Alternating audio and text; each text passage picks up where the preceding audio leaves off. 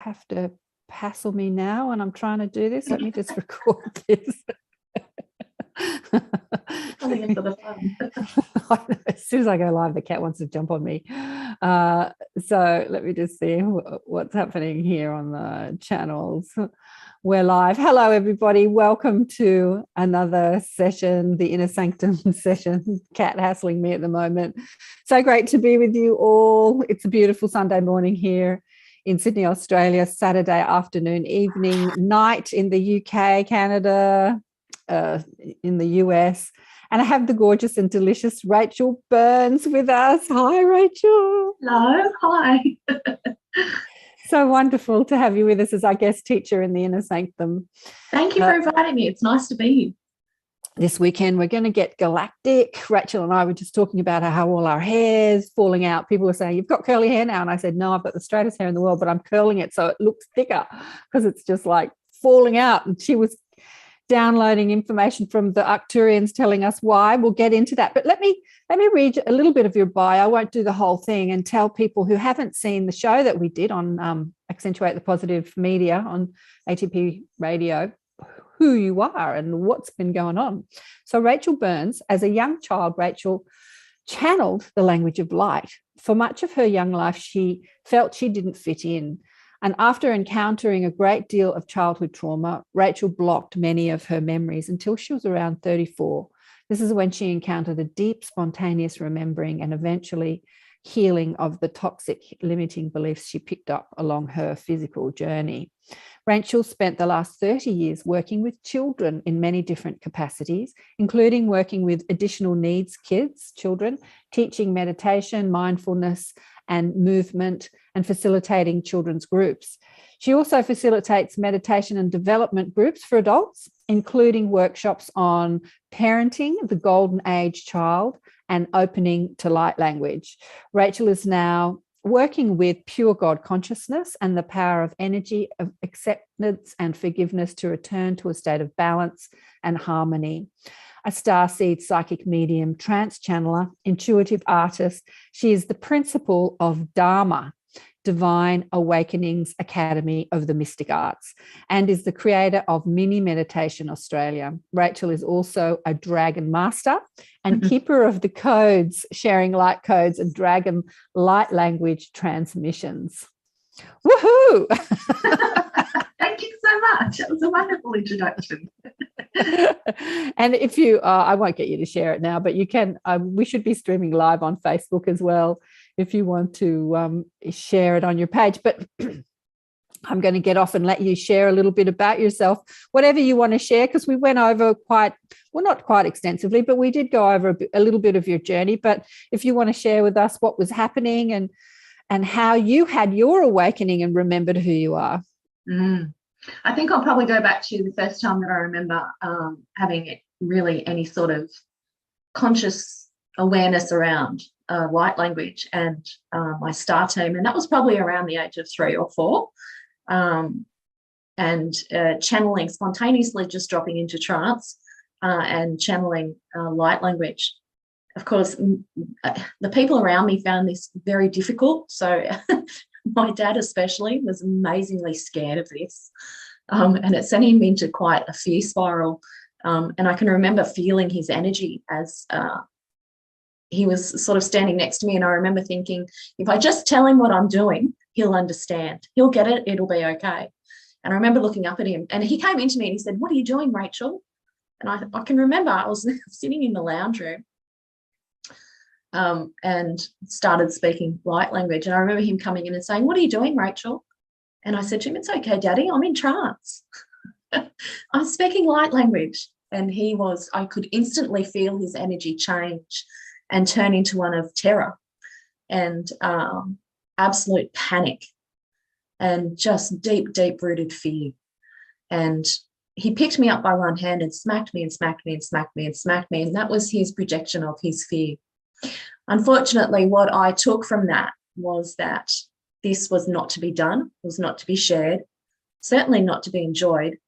And so I shut that part down of myself, and really it didn't open again until much, much later, until I was well into my 40s.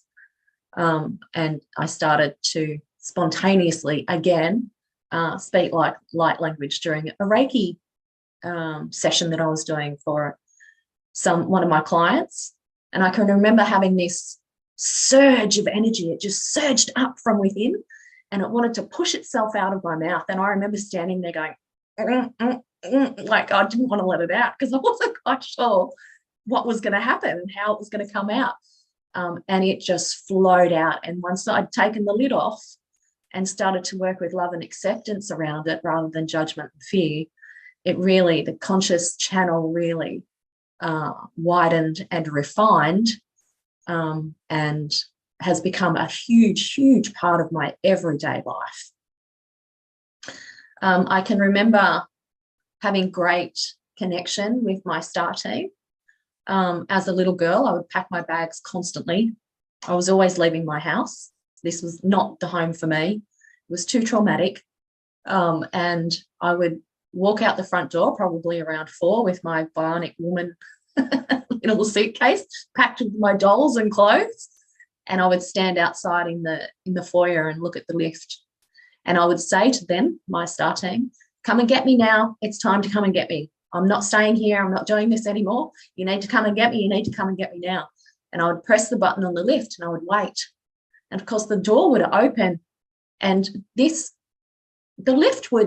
I would clearly see a tunnel, like a channel, and I knew that if I stepped into it, I might be taken somewhere. So it was almost like I wanted to go, but I didn't want to go. I feel as though my soul really knew that I had work to fulfill here and things to learn. And so part of that lesson and part of that learning was how to transmute very dense, very low vibrational frequencies. After holding them in the body and having them affect me physically in many ways through sickness and allergies and anxiety, mental health issues, and learning how to use the energy and the power of forgiveness and pure God consciousness to come to a place of acceptance and love, and even gratitude for these experiences. So I knew that some things were very different for me, but I didn't understand to what extent until I was well into my 30s. I could see that people behaved very differently than I did, and I couldn't quite work out why. There was a stirring within that something was held deep within that was huge and that would have huge impact. And there was a recognition around that. And try as I might, and I really did try and pull it out, it doesn't come out. You don't have the remembering, the recognition, the reconnection until it's the right time. And around the age of 34, I had some circumstances take place around my violent ex-husband, excuse me, that acted as a catalyst for memories to come forward. Excuse me, this is my throat chakra. I've got some coughing happening because I'm clearly having some clearing around this.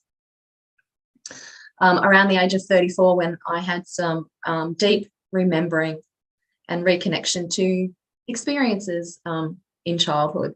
So I remember I had flashbacks happening around being sexually abused by my next door neighbour's boyfriend when I was 8. And then not long after that, remembering around being raped when I was 10 by my next door neighbour's brother. Both experiences were very different. The sexual abuse when I was 8, I can remember one-on-one. The rape when I was 10 was very different. I had disconnected completely from my physical body and was viewing it from the corner of a room. And so there was a great disconnection. That was later I'd found out quite deliberate. The interesting thing with the rape when I was 10 was that I actually saw him change. I saw him change from a human being into a reptilian. I saw his face almost sort of melt away and all of his skin disappear, and for his reptilian form to actually be quite prominent. And I can remember seeing the jaw and seeing the teeth and seeing the the construction of the skull and what that looked like.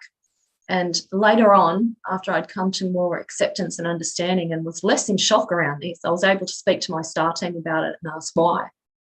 And they told me that it was less about the trauma, because the first one was about, things that happened when I was 8 was about the trauma. The rape when I was 10 was more around learning about reptilian energy, and how it is that we are able to disconnect from our physical bodies, or perhaps not disconnect. I'm finding a little bit of, it's not quite the right word, but being able to separate ourselves from our physical bodies for a time and just become consciousness. And that was more around the learnings around that. Around the age of 38, I had more spontaneous remembering, and that was around being sexually abused by my dad from a very early age. And not long after that, I had sort of a mini breakdown. And so mental health was certainly at the forefront at that time. I had a wonderful friend at the time, and I remember ringing him because I knew, and it was quite a distinct, again, separation, but still being present at the same time, where I was able to actually view myself, step out of myself and see myself and what was happening. So being able to really see it like a movie. And I rang him and I said, this is what's happening. I can't gather my thoughts. I can't put my thoughts together. There's not a continuation in thought pattern. And thank goodness for him. He said to me, Rach, you might be in the padded cell, but you're not in the straitjacket yet. And that was just what I needed. I needed the confirmation that I was okay, that I was in a bad place, but that I was okay. And that humor around it just lifted the energy immensely. And I became so amazingly grateful for that. It really actually quite grounded me. Let's see, where are we up to? I began really working on the trauma and getting to a place where over the years and through lots of deep internal searching and the amazing placement of people and things in my path at any given time that I needed it. So always attracting exactly what I needed at the exact right time, and started to work through some of the pain and trauma, and be able to come now to a place where I can see the bigger picture and I can see why it is that I chose this path, why I've chosen the people to play the roles that I have chosen, and their value. And even to go a step further and have amazing gratitude for these lessons, and a deep love for these people. And that comes and goes. It's not always there, no saint by all means. But it's a constant play of stepping out of it and then stepping back into it and stepping out of it and stepping back into it. And each time I step back into it, I find a deeper level and a more refined connection with gratitude. And of course, with God, with pure God consciousness. And so it's through this connection with creator consciousness that I've been able to work through the trauma without a doubt, but also to come to these realizations and gratitude. A couple of years ago, I started working. Sorry, Karen. You were going to jump in there. Did you want to ask me something? Me, I've got a million questions. One of the questions that came up is, why do you think your dad, like when you ask your guides, why do you think your dad was so scared of the light language when you were little that he just really shut it down? You can either tune in now or maybe you know. Yeah, I've asked him that before, where these fears come from. And I know just personally throughout family history that his mum was schizophrenic. And I know that this has triggered him. Because one of the comments, I can remember him calling out to my mum and saying, "Come and get her, she's crazy." Yeah, yeah. And so I know that this has triggered this for him. If I ask them now, there's a recognition. They're telling me now that there's persecution for him in a past life around light language. So perhaps he was someone that channeled light language and there was deep persecution for this. Yeah, persecution. I think persecution just over the board. Like so many of us have had lives where we've been persecuted for not fitting in to the status quo. You know, we're not part of the team, and we've been persecuted. Either the church has persecuted us, or society has persecuted us, or our family has ridiculed and persecuted. Yeah, so we come in holding that density, and it is a time now where all the past life persecution and drama and karma is coming together in this lifetime as we shift into a new era. Now is the time to deal with it. No more like shoving it under the bed or under the carpet. Now we've got to look at it.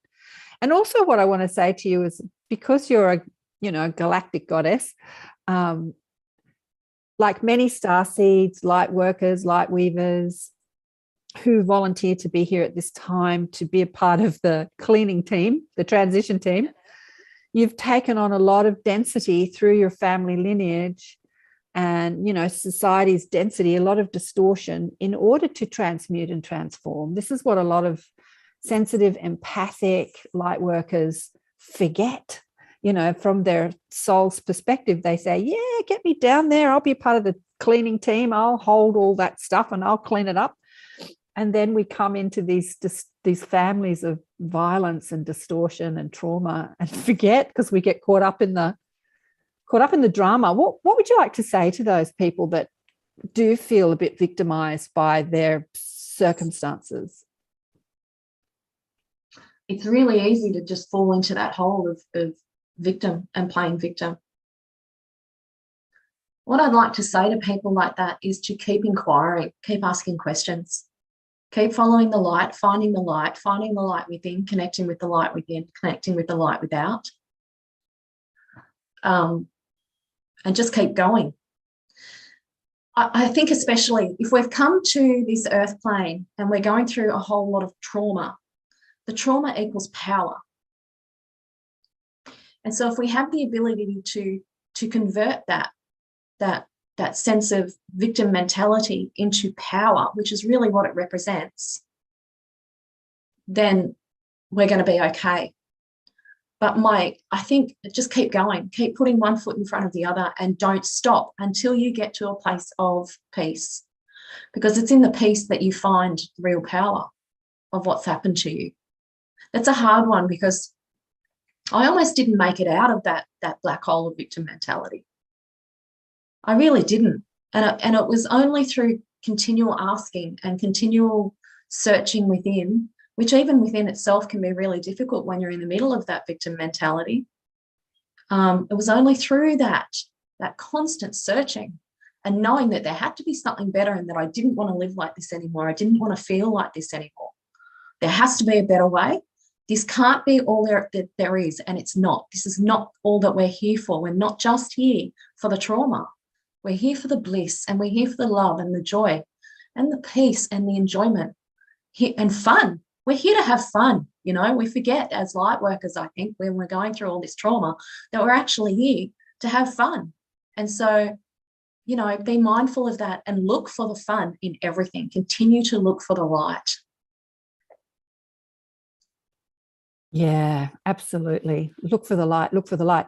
Also, you've worked a lot with children, and now more than ever before, and there's many people have many reasons for it. There are so many kids on the spectrum, and you've worked with many of them. There are people who are saying that, you know, vaccines are creating it, or toxins in our water are creating it. They're seeing it as a bad thing. Some are seeing it as a blessing. What is your view on the amount of children on the spectrum? Actually, you know, I was watching Elon Musk last night on TED, and he openly admits that he's an he has Asperger's, he's on the spectrum, and he's now considered the richest man in the world, or the most influential man in the world. So go figure. But what's your perspective of kids on the spectrum?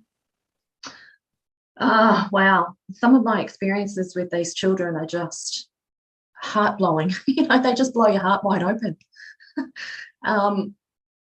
They are a very, very refined race.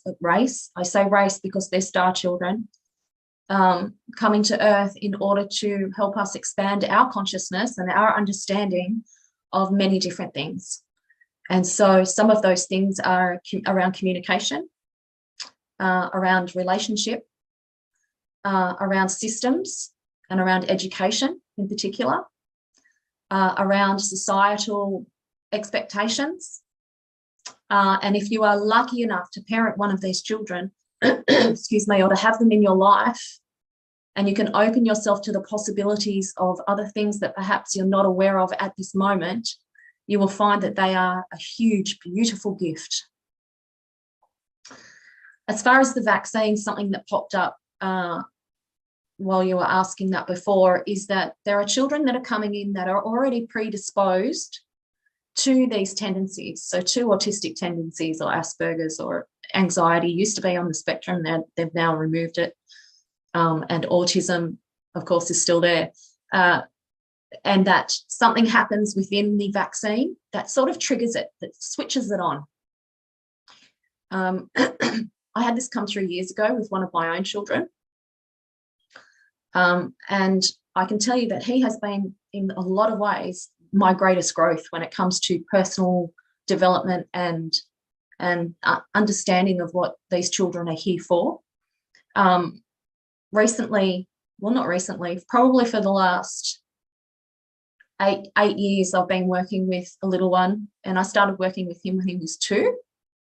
And I just finished up just recently with that family, but I was lucky enough to spend 8 years with this little one who has a range of different abilities.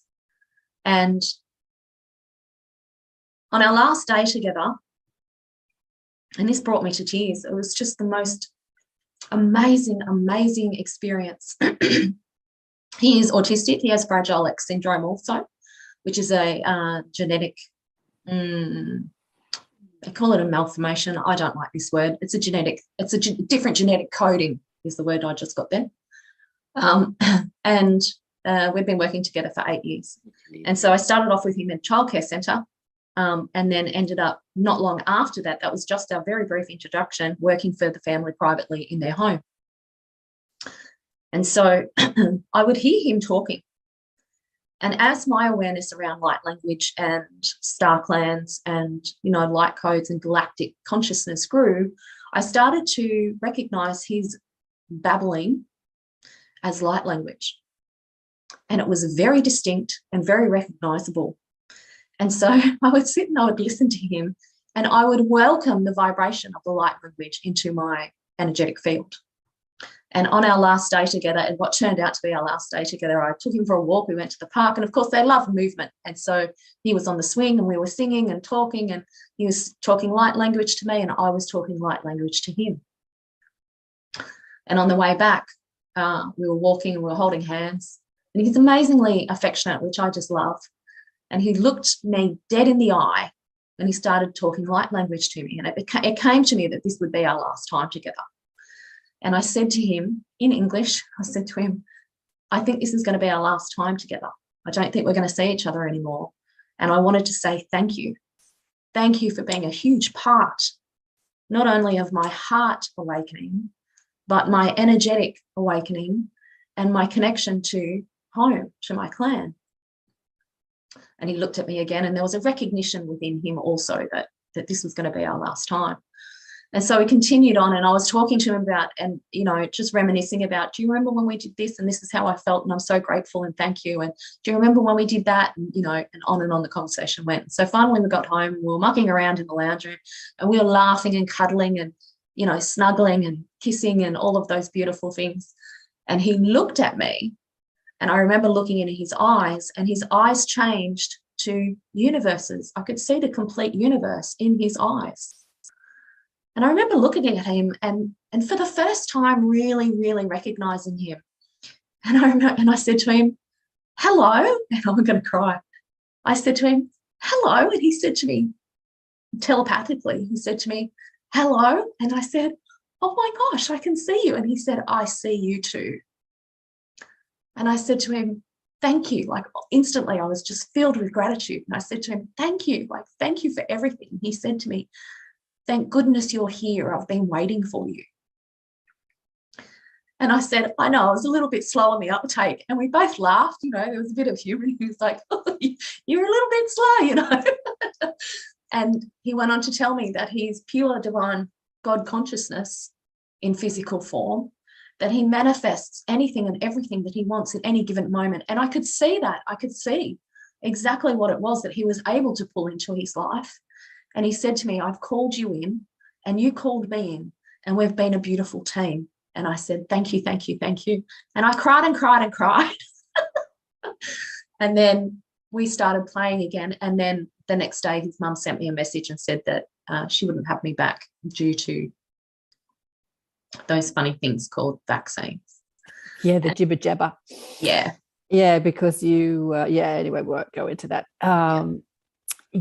So behind the eyes of these incredible children are these master souls, right? Yeah. And if only we can look beyond the physical and into their soul, I think that's the lesson they bring us, right? That's the lesson they bring us, to look beyond. Many people who are in bodies that don't work.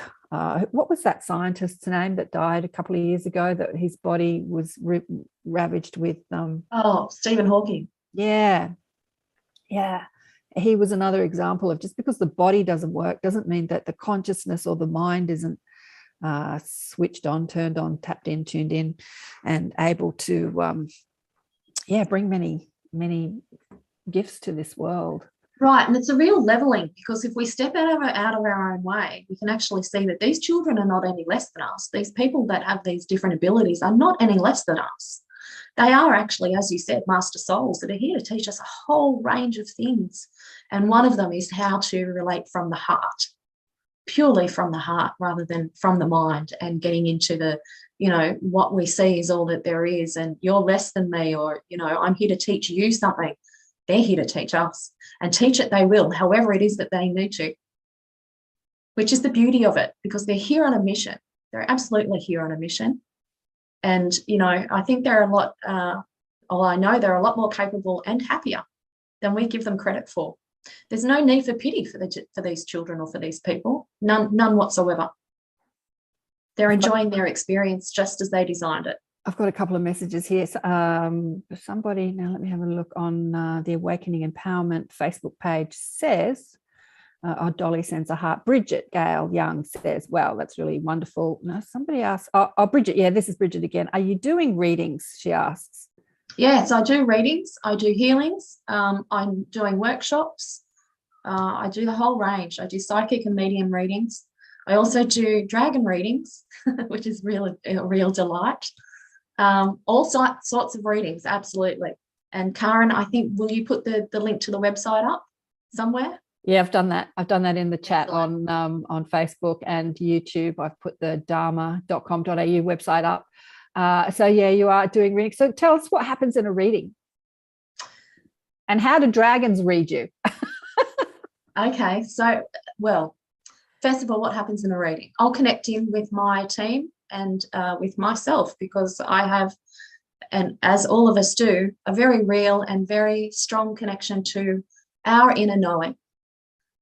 It's not my guides that I connect to that give me this information. It's myself, and I stream that through my higher self, that is then connected to my star team and then to pure God consciousness. And so I open up to myself, to my innate inner knowing, and I ask my team to come and join me, and that's my dragon team and also my star team and also pure God consciousness. And then questions are always good. It's really important to be an active participant in your reading and to be as open as you possibly can, because that helps the information to flow. It helps to keep the channel nice and wide and open. And then, of course, we deliver information according to the questions that come up and any other additional information that is needed for you to hear at that time. It's amazingly clear, very clear information, because I work with a very clear channel. And one of the things that I do that I would like to do actually, maybe a little bit later, Karen, is to call in the dragons. You read my mind, darling. I was just about to say that. I was just about to say, let's do some practical stuff, like let's bring through some dragon energy, dragon transmission and light codes. And but let's just, if anyone's got any questions, we haven't got too many questions yet. I told people I need to bully you into asking questions, because everyone's questions are good. But you've only been sharing your story for a little while. But what does dragon energy do for us humans? Why? What? Just explain the dragon energy a bit more. So dragon energy is amazingly powerful and very clear. It's almost like a laser that cuts through any sort of dross or confusion, or any misunderstanding, any distortion, especially distortion, and any sort of low-level dense vibration that is hard to penetrate. You call in your dragons and bang, there will be a penetration through that density. And then depending on who you're working with, you can then transmute and disperse and transmute that energy. And so the dragons are really here at this time. It's in order to help us ascend. They're a great tool for ascension, and they are a great lover of mankind, and a great support to the angelic realms of the work that we're here to do in ascending. And so it's a very bold, very powerful, that very loving, almost regal and noble energy that you can work with, that's very pure. There's no mucking around with dragon energy. You get in, you do your job, you get out. It's like, bang, you come here and you do it, and this is why it's so powerful, and why I find it so powerful in doing trauma, because I do trauma healing also, and very, very powerful in transmuting energy. How did the dragons introduce themselves to you? Like, how did you know you were receiving dragon energy? Yeah, I didn't for a long time, and it scared the bejesus out of me, because I felt this huge energy with me all the time, and it was a very distinct feminine energy, because in particular my galactic dragon that I work most strongly with. There she is. I'll get into this. I'll explain how she came about. I've lost my train of thought now. Where were we up to? Oh, the question was, I know. Dragon energy. Yeah. Yeah, so when I started opening up deliberately, actually, I forgot to mention this, my mum passed very suddenly, and that was when I had my first conscious awakening at 26, and everything blew open. And around that time, I started meditating. When I would meditate, I would see a certain vibration which came through in a color, and I would have this awareness of a very strong being connected to this vibration or this color, and the color was indigo, very, very clearly indigo. And I would ask, but I was really a little bit worried about what this energy was, because I didn't understand then how to use my discernment around what it was that I was seeing, hearing, feeling, knowing. And so, yeah, there was a little bit of fear. And probably over the next 20 years, over the next 20 years, this energy would come in close, and then I would get scared and it would come back out. And then it would come in and I would get scared and it would come back out. And then probably 4 or 5 years ago, I felt this really big, strong energy come in, and it scared me. Like, I was really scared. It came in very close and I could feel the power. And at that time, I hadn't quite accepted my own power and just how empowered I am in my own life and my own development, my own connection. And the power that I felt, I actually mistook for dark energy. And so I remember, like, sort of sitting with it and thinking, oh, this is big and strong. And if it's big and strong, it must be bad, because I had rejected my own power through, different things that we've spoken through about today. And so I'd pushed it away. And then I got my little puppy, and I remember standing there talking, and I named her Indy. It came through very clearly that her name was Indy before I even got her. Her name was going to be Indigo. And I remember standing and cooking. A lot happens for me while I'm cooking. A lot of information gets downloaded. And I heard this rich, velvety voice. And I remember thinking, oh, I love you. Like, I just so love you. And there was this deep, instant connection. And then I thought, where is it coming from?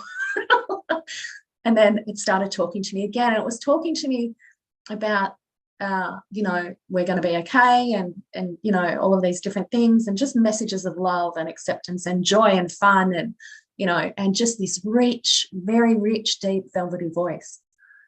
And then so I looked at my puppy and I saw her change. I saw her transform almost from a little tiny puppy, and I saw her claws changing into like dragon claws or talons, and seeing her body just grow and grow and expand and grow and grow and grow and grow into this massive big dragon.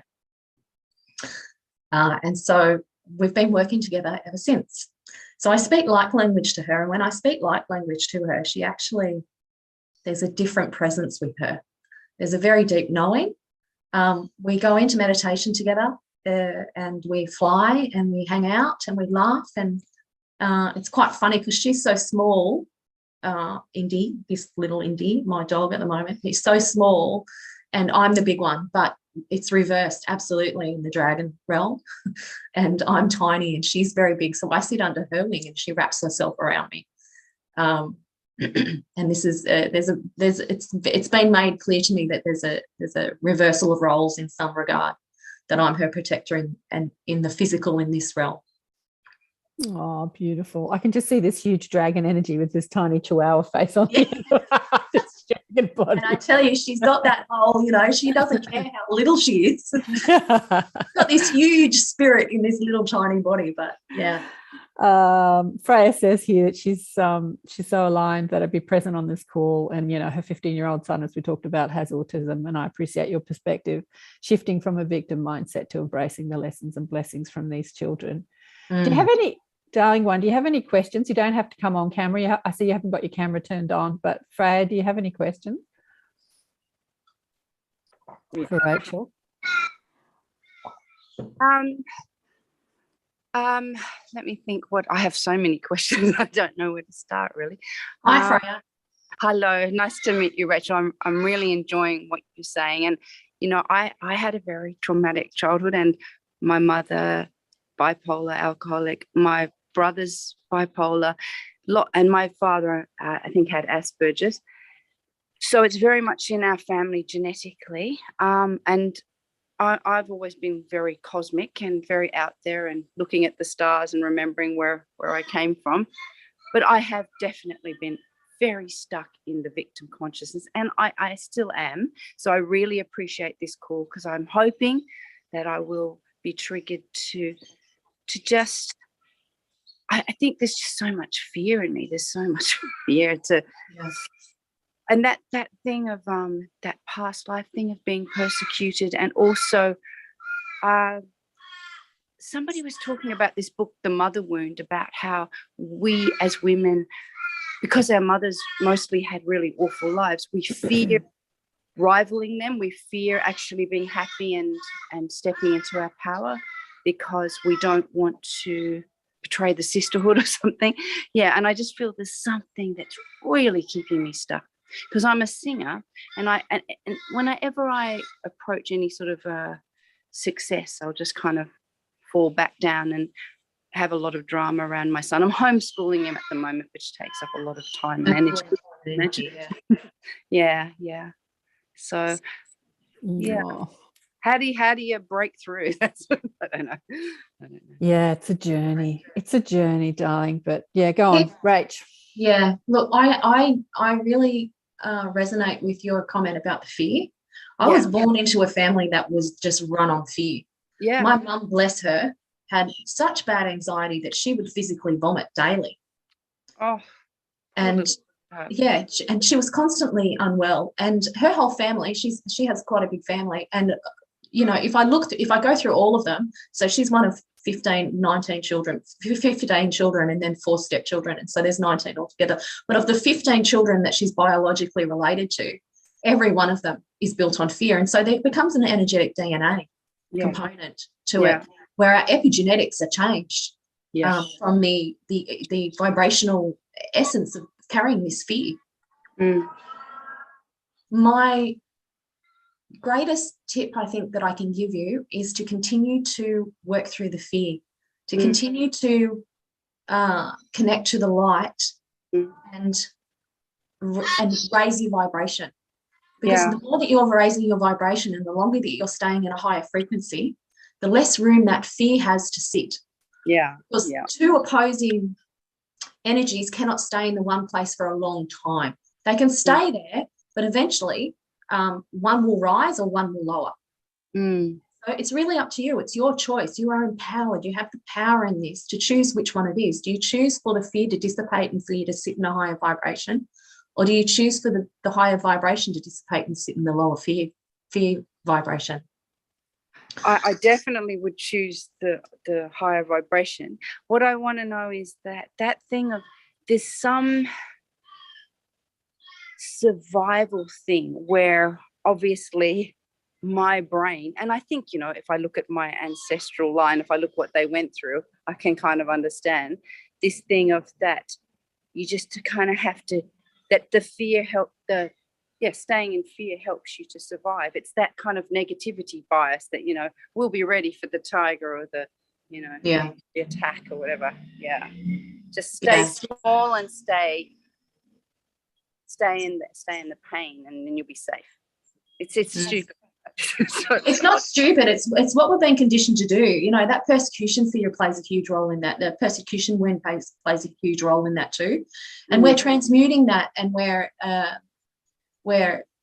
can't think of the word, but we're changing that for the collective. We're healing that for the collective. I like that. Yeah, while we're doing our work, this is part of the reason for us coming here and coming into such dense vibration. Yeah. Is that while we're here and we're doing our work, because of who we are and because of our energetic blueprint that is unique to us, that we come through and nobody else has got the same energetic blueprint as we do. Because of that, and because of the things that we bring in, we are able to transmute it for the collective. I love that, because I'm much better at doing things for other people. So that would inspire me rather than just fixing myself. But that's lovely. But see, the work starts with us. This is where it really starts. This is where we affect the most change, is through changing our own vibration. Yeah. Because as powerful energetic workers, as we all are, whoever's, you know, joining into this call clearly has some sort of calling, you know, as an energetic healer or worker or transmuter. That's our biggest power, is to start with us. Because when we start with us, it radiates out. Yeah. I don't know if you've ever seen that thing on Facebook. And I'm not going to be able to describe this very well, I don't think, but there's a poster going around Facebook, and you know, there's one person that's filled with light, and then, you know, there's two people around him then that are affected by that, and then because of those two people around him that are affected by that light, there's four people around them that's affected by that light, and it multiplies as it sort of radiates out. And so this is our greatest work. This is our greatest opportunity for healing other people, is to heal ourselves. Yeah. That's where it starts, is with ourselves. Because we are one. I can't tell you how many times, Freya, I've heard that statement. I'm really good at helping other people, but I'm not so good at helping myself. And I've got to say, I've indulged in that so often. Well, I think it's a light worker predisposition, or, you know, an empath. And it's a lie, because there is no other. If you read the Conversation with God books, as I've done and had Neil on the show, you know, one of the things throughout all the books is there's only one of us. There's only one of us. There's only one of us in the room. There's only one of us. We're all one. We're all one. There's only one. There's only one. It's like it just repeat. And so this is the concept that we forget, because we come into this human experience and we experience separation. So when we say me, I'm me, and you're you, we experience the separation. But when you work on yourself and you forgive and you let go and you feel joyous, and you do that for the collective. You do that for your DNA lineage, for sure. It's not selfish, it's actually altruistic to work on yourself. And be selfish enough. I had a client yesterday, be selfish enough to work on your emotional journey, work on your joy journey, because in doing that impacts the rest of the world, especially the people around you, children, family. Like when you're happy, you give that happiness to others. It's so true. I see with my son how much it affects him if I'm happy. It's just transformative. Yeah. And that's the thing with these children, right, Rachel? Like the kids on the spectrum, they have this understanding that there is no separation. And so what you're feeling, they're feeling. Like there is an empathic connection that it's so intense. Well, all children up until a point, but with the kids on the spectrum, they don't seem to like let go of that sort of empathic connection with their parents, especially. So when you're stressed, they're stressed. When you're joyous, they're joyous. Yeah. That thing we were talking about too, like, because I have mental illness in my family, I think, I've been quite psychic and stuff most of my life, but I'm just terrified of it. It's like I'm going to be burnt at the stake or something, or that I'm going to go mad and end up in a loony bin, and that'll be the end of me. I've had the same thing, exactly the same thing. And I know, it's just I don't want to go too far. I just want to stay safe, and I want to stay small and try to fit in. And it's just a disaster. It's just a waste of my life, really, to try and do that. Because you weren't born to fit in. You weren't born to stay small. You were brought here at this specific time. Yes. You signed up at this specific time to do your work, to bring your love, to bring your bigness, your glory, your shininess, and make an impact. That's why you're here. Yeah. And so it goes against everything. And I know Fresh, as I say, she lives up the road from me, and my God, your voice, darling, when you sing, I'm in raptures. Honestly, there is a quality in your voice that I've never heard in anyone else before. Like when you open your mouth, honey, and start singing, it just like it puts me straight into that heart. And then I'm just like basking in raptures. Oh, you're so beautiful. But there's another question here from a Facebook user. I'm not sure who it is. And can I just finish off just one thing? Freya, I'd also recommend going and doing, and I do this too, doing some work with someone that can go back through your lineage and heal from that point. Yes. So heal from the point where the mental illness started originally. Well, where do you live? Well, I do these online, so yes, I can help you with that, absolutely. Yes. This is important. There's great healing that can be done back through the lineage. Yeah. No, I've got to do it. I don't know if you saw that movie, The Horse Boy. Did you see that documentary where the man takes his autistic son to Mongolia to the shamans? No. Check it out. I'll have a look. The Horse Boy. Yeah. Is that on a streaming platform, or is it? I don't know. I saw it on a DVD, but yeah. Yeah, lovely. The Horse Boy. Oh, thank beautiful. you so much, Rachel. Thank you. You're welcome. You're welcome. Thanks, darling one. So this Facebook user says, how do I know what trauma to let go of if it's past life or this one, so I can move on with my ascension? I am a blue ray starseed, she says. Beautiful. I would say that whatever is arising at the time is arising for clearance. It's arising for clearing. And all of our trauma affects us, and it's coming up especially in this lifetime so that we can clear it. So if it's coming up, regardless of whether it's coming up from a past life or from this life, it's coming up for clearing. And so it's less about the mental thought around should I clear this and should I clear that or release this or whatever, and more about jumping into the heart and feeling through the heart what it is that's wanting to be released and cleared. And it will come up as it's needed. And you'll never get more, even though it feels like we could, just spontaneously combust with all this trauma that's coming up and wanting to be witnessed and released. You'll never get more than what you can handle. And when there's a whole lot of trauma coming up at once to be cleared, you are amazingly stretched in ways that you didn't believe you could handle. And this all comes together to form the greater, hugest expansion of yourself in this lifetime. Did that answer the question? Did I get that? Did I understand that question right, Karen? Yeah, absolutely, darling. Absolutely. Yeah, whatever you're experiencing in the moment, it doesn't really matter where it comes from. It could come from this life, past life. You could be holding it on your lineage, on your DNA. Yeah. But if it's in your face, if you're feeling bad and it's in your face, and you journey with it, like rather than, as I say, sweeping it under the carpet, if you look at it and say, why do I feel like this? What am I believing to be true? And then transmute those beliefs and return to God consciousness or return to love. Yeah, you're dealing with it, whether it comes from, the future, the past, it's not even yours, whether it's your father's drama or your mother's drama. Kristen, do you want to come on camera, honey one? Where are you? Want to come on? I'm going to spotlight you. There we go. You can do it. That's fine. There we go. Hi, beautiful. Hello, beautiful ones. Hi, Rachel. Good to see you too. I really loved when you jumped right in and were describing how when you give readings to clients that you connect directly to your higher self. rather than a team. But I'm curious to know how you arrived at that, or if you've always been that way, or why. And also, I've had many readings by many people. I have a lot of really gifted friends. And I wonder if that's unusual to just only connect with your higher self when you do readings. So. Okay, so I don't find it unusual. I find it the way of an empowered person who understands who they are. And it wasn't always like this. I absolutely gave my power away to, my guides giving me the information, or only, going through a certain practice, like I had to do this step and then that step and then that step and then that step, until I was at the stage where I was able to, bring through information. It was a process of observation, in that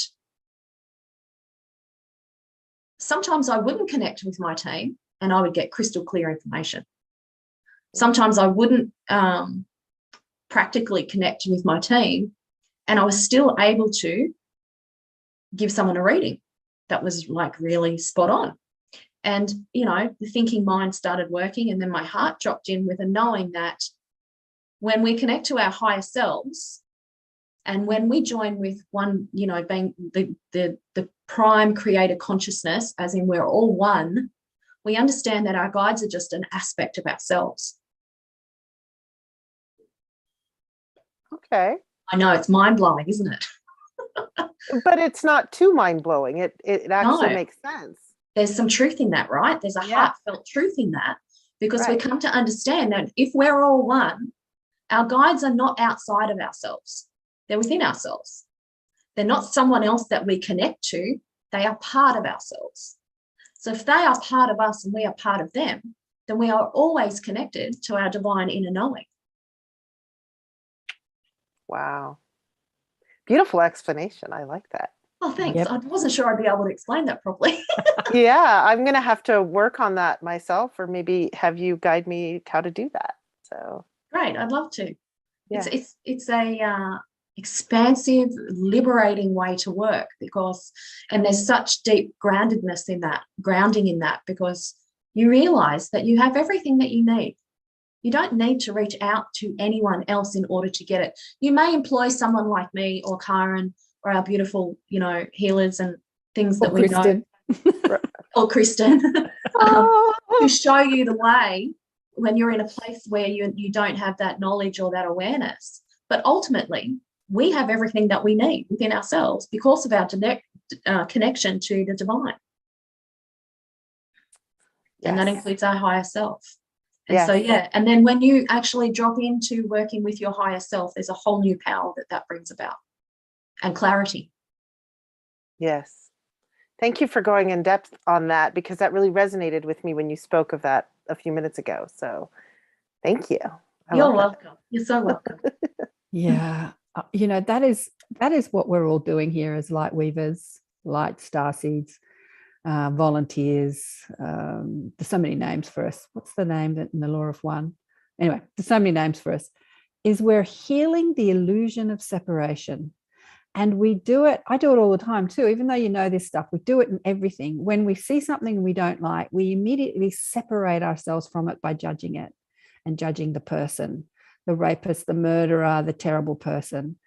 Or when we see something that we revere, we immediately separate ourselves from it by judging it as better than, or I can't do that, or you can do that and I can't do that. Like our thoughts are just wrapped up in separation all the time. Like almost every thought is a thought of separation. And this is the job of the ego that gives us the illusion of separation. So yeah, our guides are us. And that's what my mob has said to me too. That's why I call them the mob, like the mob of my higher self. Like, we're one in every aspect. If I'm one with you, I'm one with the guides, I'm one with the dragons, I'm one with the angels, I'm one with the fairies, I'm one with the earth, I'm one with the children. There is no separation. And when we get lost in this world, it's because we've believed the illusion that we're separate from it. So separate from what you want or separate from what you hate. Yeah, so in every aspect of our life, we have to remember the oneness. come back to the oneness. How is the murderer like me? Have I ever felt like murdering somebody? Yeah, probably. So in that, I'm one. How is the guru like me? Have I ever channeled exalted wisdom? Yeah, absolutely. So we are one. Yeah, we're one and similar. Thanks, honey. I'll unspotlight you now so that you don't have to stay on camera. Diane, Ms. Diane. There's 2 Dianes online. Do you want to come on camera? You have to unmute yourself. Okay. Is this the right Diane? Well, you're the one that asked the question. Yeah, you've got a question here for Rachael. Yes. I had MS in 2002 and have been doing really well. And then I was overworking, teaching art to children, which I love and I'm good at. I have a reputation for being good at. And then my body just took over and I had to stop working until a couple of weeks later. I was able to go back to school, but I had to take physical therapy twice a week. And I've been still in therapy since, just to be able to keep my job, keep my body moving since December. And I'm almost finished with that course of therapy, and I'm still having this hip flexor muscle pain. And I'm faced with what I'm going to do in the summer because I don't want to get hurt. And then do I go back to school in the fall because I don't have a backup plan? But I know what I'm good at. It's just my physical body is like saying, ouch, like you have to exercise and slow down. And yet I'm radiating a lot more now as I'm continuing to grow. So it's an odd thing. It's like as my body is hurting, I'm having more people think I'm doing great. It's like, it's a contrast. It's like, and I can't say I'm not great because the teacher I'm working with had emergency surgery and she's been away for a month and a half. So all of us are taking on her burden too. And she's coming back on Monday, and things have changed a lot since she left. A lot of good things have happened, bringing more art into the classroom. My boss is working there, and he's noticing improvement. So I don't know what my question is at this point. I'm just sort of like wondering where I'm going to go from here. And I meditate regularly, and I take care of my health. I'm happy for the most part, but except for my mobility, I feel like I don't want to look like my father who had arthritis and is hobbling around with a cane in older age. Okay, yeah. So that's a lot. It is a lot. Is there a question in there for you just to narrow it down? What's the question there? Well, I enjoy working, but I'm worried about my mobility and if I should be doing something different, or if I'm doing the wrong thing or the right. I'm unclear as to about how I'm going to move forward happily, and can I heal myself is I guess what I want to know, so I can continue to do whatever I want to do. Yeah, there's lots of things coming through on that.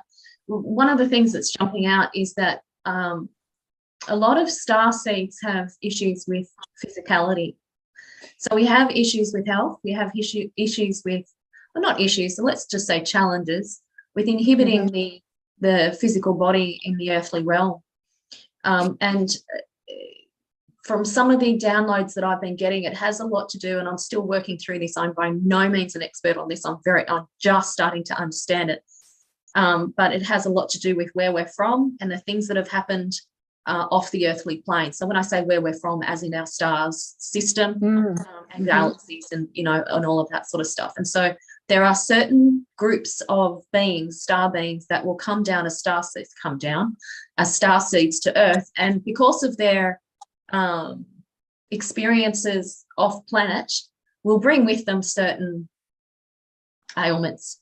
MS is one of them. Autoimmune issues, these sort of things play roles. I have some autoimmune issues, and mobility. What I'm hearing for you though is stop. Just take a breath. Just stop. Know that you're taken care of. Know that you're guided. Know that you're connected at all times and that you have the answers. This is the thing. I can feel a little bit of fear around the root chakra. And around sort of, survival, like, am I going to be okay? Is there going to be? Yes. Yeah. I've always worked. I've always worked my whole life. I've rarely not worked, except one year when my daughter was born, I had an inheritance and I didn't have to work that year. But I'm 70 now. So, wow, you look great for 70, Miss Diane. I want to be, safe with the children. I don't want to not be able to take care of them in that job. And yet I feel as though there's a different avenue coming for you. That's what it feels like. It feels like, you know, when our body won't go anymore, that's a big stop sign. That's a big, yes, you know, that's the biggest stop sign you can get, because I've got issues with my hips, and some days I can't walk. So do you know what? Some days I just don't walk. right. And when I don't walk on those days, I have massive downloads and I have a lot of clarity. And so it's just perfect. You're just in the perfect place, and you're exactly where you need to be for what you need to do and learn right now. And that so sounds right. If this is happening for you, find some peace around it, find some joy in it, have some playful curiosity around what it is that's happening. Wow, why is this happening? Not why is this happening to me? Why is this happening for me? How is this happening for me? And reframe it, because everything that's happening is not happening to us, it's happening for us. Absolutely. Sounds good. You know, we forget as physical beings that we're not our physical body. We are the consciousness inhabiting the physical body. And when the physical body goes wrong, we get so connected to it being a representation of who we are.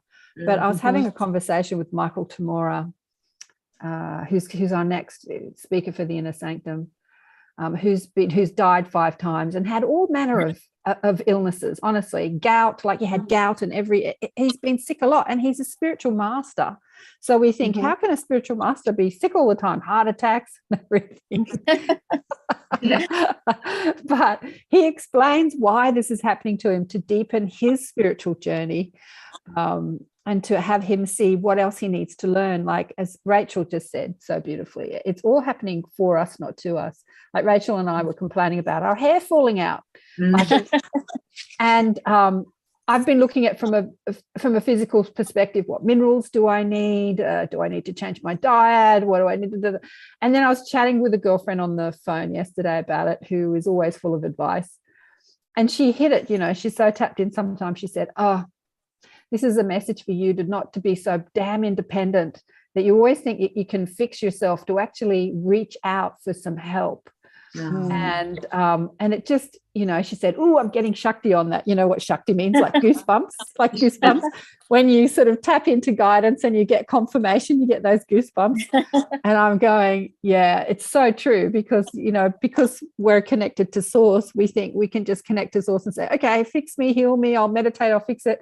But we are living in a world where we're all, you know, it is nice to actually reach out to another, to have that human connection and to ask for help. And so often there are ailments that are happening not to torture us, but to teach us. And so you can ask the questions. Might be my Diane. daughter just came in. Well, it might be, Diane, that you're working too hard. You just need to take a break and look after yourself and slow down. Your body's saying, slow down. It's okay. Yes. You don't have to work so hard. You can relax and enjoy yourself, give yourself massage, meditate more, go on slow walks. You know, you don't have to be on that physical treadmill all the time. Yeah. The body has I can see that. It's time. The body has I'm looking forward to the last day of school, because I don't have any plans for the summer yet. No, you've been 17. You've been working, and you're a teacher. I know the other Diane's a teacher as well. You two are 2 peas in a pod. You 2 Dianes. Dolly had some. She said inflammatory response. Go on an anti-inflammatory diet. Yeah, and she also said here, swim very distressing therapy. I don't know what that means, but anyway, thanks, Dolly. Thanks, Diane. The anti-inflammatory diet is really important for anybody that's got hip issues or joint issues. Super important. I found that. So I've cleaned up my diet completely, and it's helped a great deal. So that's a great tip. Good. Sounds good. Definitely. Less sugar, right? Less sugar. When we look at sugar, when I look at sugar in the energetic field, there's a distortion that happens in the energy. So it's almost like a shock vibration that gets sent out, that's emitted out through the energetic field when we consume sugar. And so there's a distortion that's happening. So we're not actually able to be in our highest expression of self and receive clear, crystal clear, pure channeled information effectively if we're eating sugar.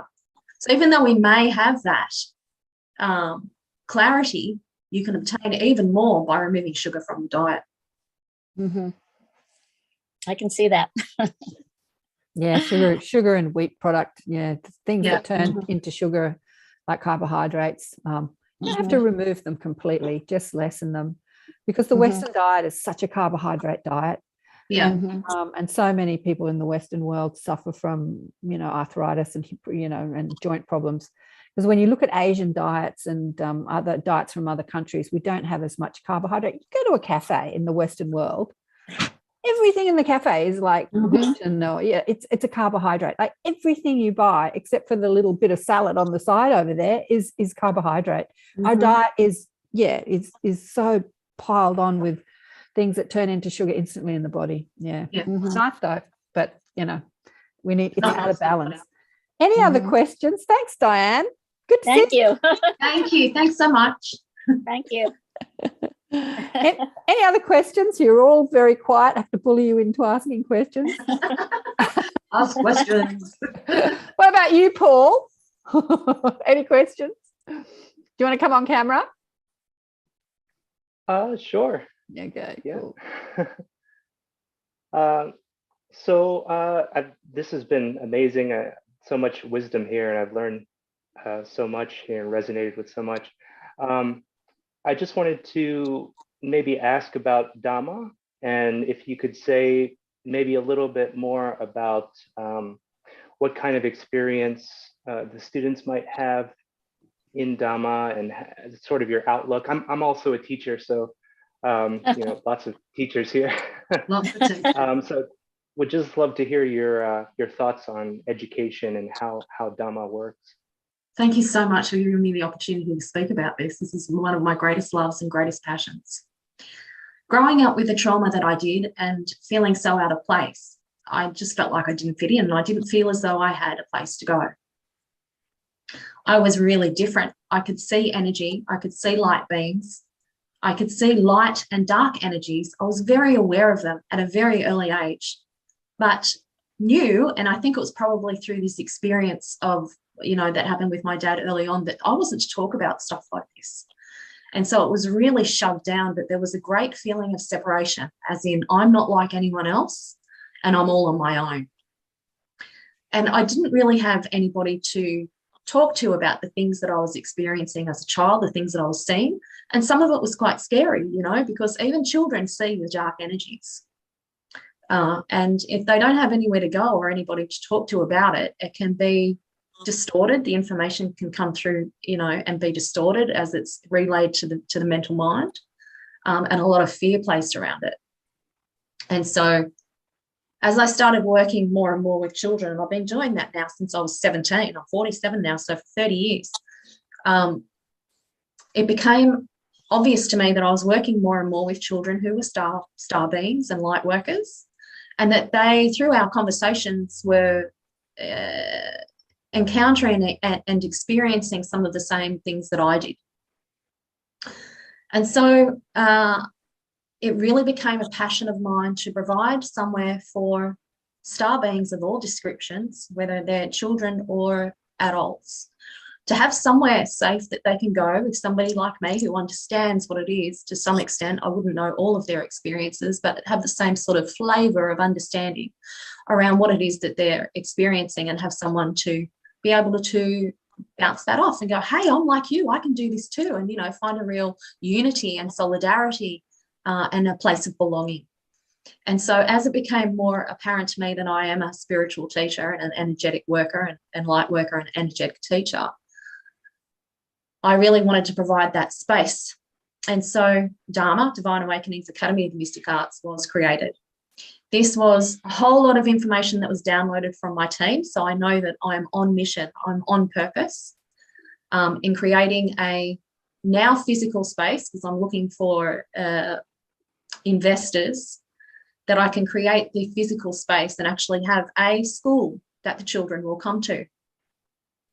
And in this school, we'll be learning about maths, and we'll be learning about English, and we'll be learning about energy, and we'll be learning about manifesting, and the physical body and the mental body and the astral body, and all of these different things that all come together. We'll be learning about astral projection. We'll be learning about telepathy. We'll be learning about levitation. and all of these beautiful gifts that these children, these new waves of children and previous that have come through, that these people that are bringing these gifts through, they'll have a place to go. And so that's how Dharma was created. The way that I suppose I reach more children rather than through the traditional way through Dharma is through mini meditation. So I actually have a 4-week program for 5 to 12-year-olds that enables children in their in a holistic approach to their mental, spiritual, emotional, and physical well-being. And then that leads on, so that's called Carefree Kids, and that's working with a beautiful dragon called Misty the Dragon. And then that leads into or feeds into a weekly group called Carefree Kids Club, where these children can come and they can start to practice their magic, because we're all bringing children in, or have brought within the last, I'm hearing 10 years or so, that have the abilities to unleash unencumbered energy around this magic. And we all have it. We're in varying stages of it. But these children especially are bringing through gifts that we haven't, not gifts, abilities that we haven't seen before, in order to help with Earth's ascension. And so that's what Dharma really is. So I am in the process of creating adults programs for Dharma, and the children's stuff at the moment is running through mini meditation. And so you can, if you go onto the website, you'll onto www.dharma.com.au, and Dharma is spelled D-A-A-M-A. You can then go onto a page where there's information for mini meditation, and the program's available there. And so this is where it starts, is by, getting these children involved in normalizing this stuff, knowing that they're not crazy, they're not so different, because there's so many children that are coming through now with even more heightened levels of magic that they're bringing through, and abilities. And so, yeah, that's where I've started it on the ground, is with mini meditation. And then, of course, bringing children and other people in through Dharma also. So I'm creating programs at the moment. I've just done a light language workshop, actually, on Friday night, which was huge and so amazing. I did a 7-day chakra balancing challenge, because we need to keep working on ourselves to raise our vibration. And the great way to do that is to transmute any lower energies or dense energies that we're holding within our energy centers. And of course, I'm a meditation teacher, so I'm running meditation classes also. So there's constant development happening and expanding. And so I am on the lookout for serious investors who would like to invest in a property where Dharma will run or operate on the ground.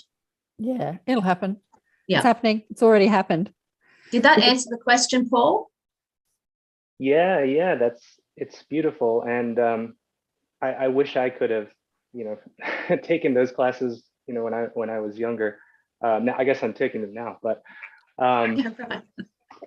I did have a follow-up question. I think you mentioned last time on the last show that you were on with Karen, you mentioned that you did a sort of class with the Arcturian.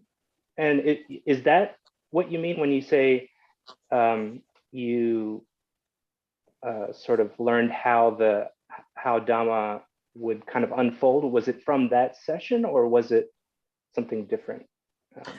Can you just give me some clarity around? No, I'm not quite sure what you mean by the class with the Arcturians.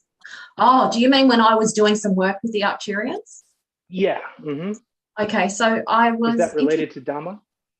Yes, very much.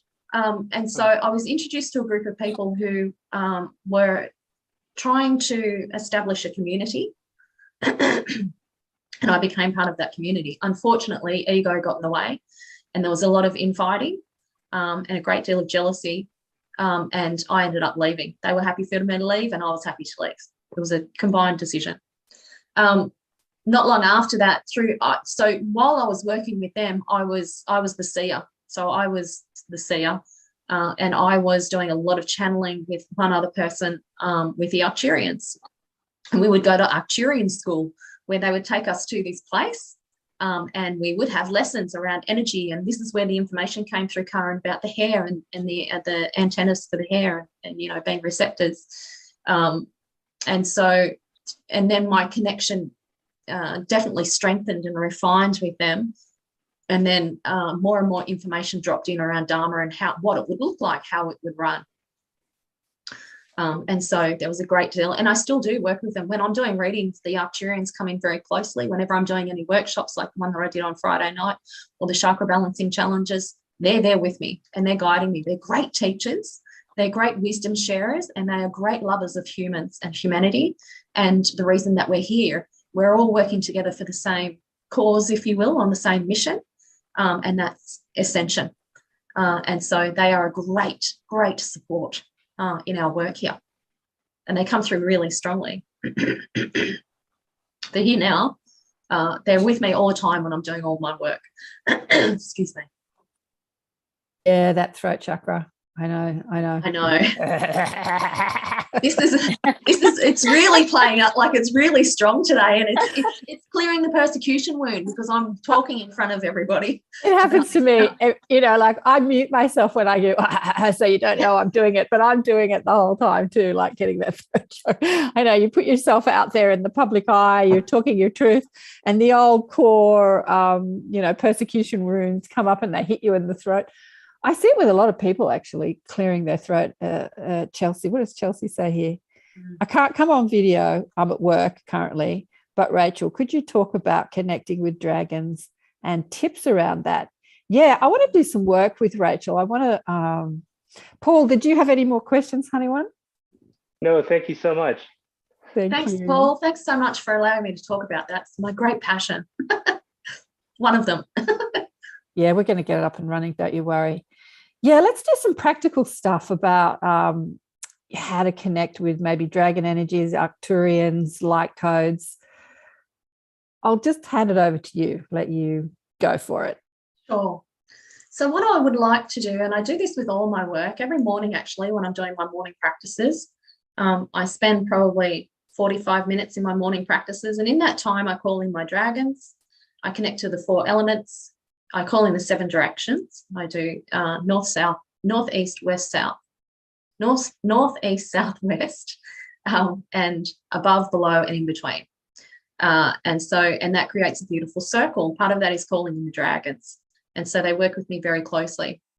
If you're wanting to, and we will do that in a minute, actually, we'll do that as part of it. So I was going to say, if you're wanting to find out, and I do believe that each of us has a personal dragon, excuse me, and that we will work with in each incarnation. And so I know that my dog now, Indy, is actually my personal dragon, Celestia, and that Celestia and I work in each and every lifetime together as a personal team. And when I pass from this realm into another one, she'll come with me there. And then so on and so forth. If you're wanting to get to know your personal dragon, call them in. Say, sit in that awareness and that knowing that you have a deep connection with dragon energy, and that there is a dragon there for you who is just so excited to connect with you. They're very joyful and very playful, but when they're, when they're in their business and when they're at the business end, they're very serious, and then come out of the business stuff and very playful. And it's about joy and having fun and feeling pleasure and, really enjoying your experience.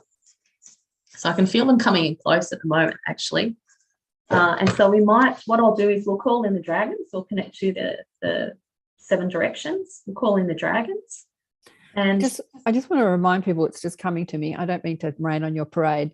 That we've spoken about this with you before too, and other people who spoke out about dragon energy, that they work with the elements. So when you think about dragons, they breathe fire, they fly in the air, they are connected to the water, they're connected to the earth because they live in caves. So yeah, they represent all the elements. So yeah, anyway, Just right. And as a dragon master, part of your mission as a dragon master is to balance the elements. And so if you're calling in the elements every day and finding other ways to balance the elements, and I'm actually, I have a series of light codes that I'm laying at the moment, and I can, maybe we can pull that up. Karen, and am I able to share my screen? Yeah, go for it. You should be able to. Just hit share.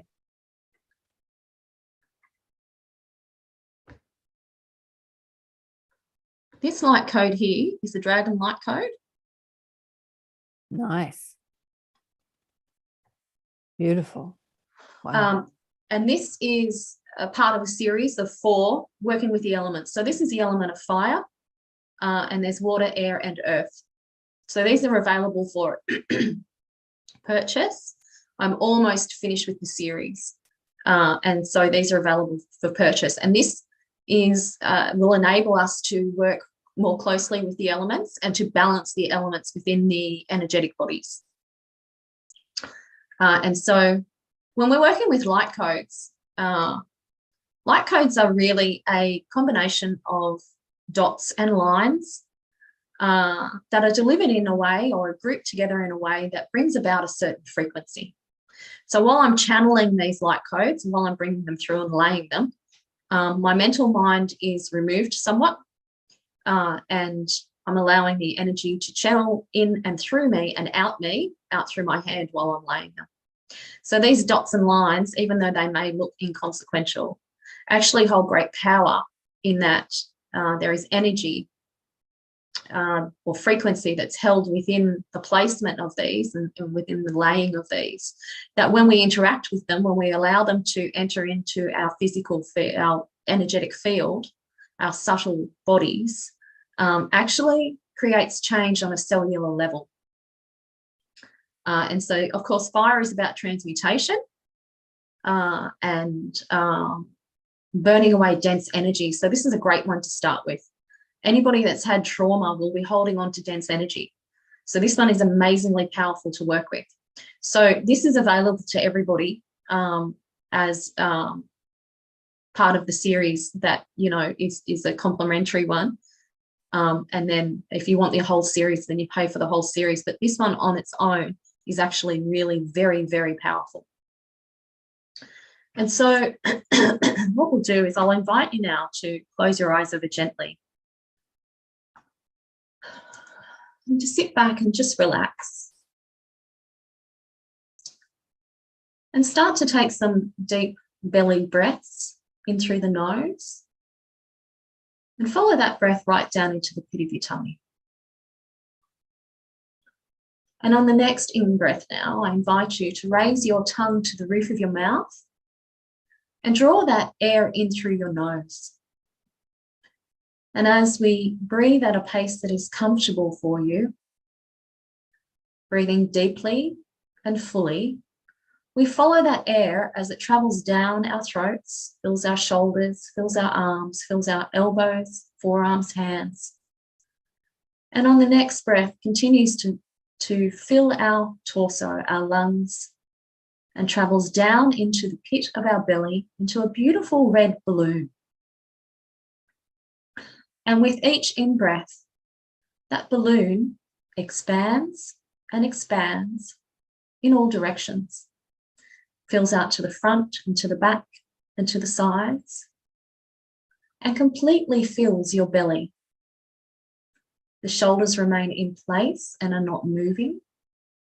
And your tummy, your belly, is rising and falling with the inhalation and the releasing of the breath.